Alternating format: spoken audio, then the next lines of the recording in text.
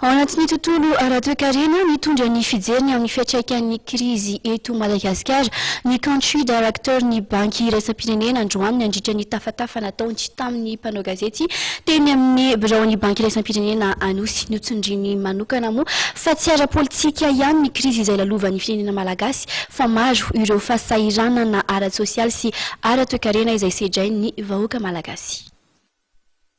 Nanamafy ny fahantrany vahoaka malagasy ny krizy izay lalovan'ny firenena raha ny voalazan'ny Ramatoa Alebridi, country director ny banky iraisam-pirenena.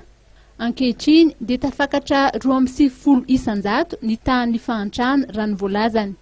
Izany hoe amin'ny malagasy miisa 10 dia miaina ao anatin'ny fahantrana avokoa ny 6. Ny tombo 4 tapitrisa ireo izay miaina ao anatin'ny fahantrana tato anatin'ny 4 taona raha ny voalazan'ny banky iraisam-pirenena hatrany. Eo amin'ny sehatry ny fanabeazana dia fantatra fa ny ampy enety ireo ankizy tsy tafiditra an-tsekoly vokatry ny krizy. Hita taratra eo amin'ny fiainana andavanandro moa izany. Dia ohatry ny isanandro volazona eo amin'ny sehatry ny fahasalamana dia voalaza fa ny 500 isanjato ny ankizy latsaky ny 5 taona dia misy fahatarany avokoa ny fitombony. Raha ny fanamariana izay nentiny tompon'andraikitra eo anivon'ny banky iraisam-pirenena ity dia somary amaivanina ny firongatry ny andiam-balala eto amintsika nefa tsy tokony tsinotsiniavina izany.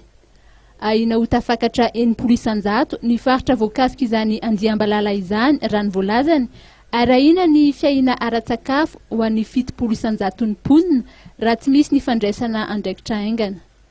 10 tapitrisa dolara moa no anjara biriky hoentin'ny banky iraisam-pirenena ho fanombohana ny ady atao amin'ny valala.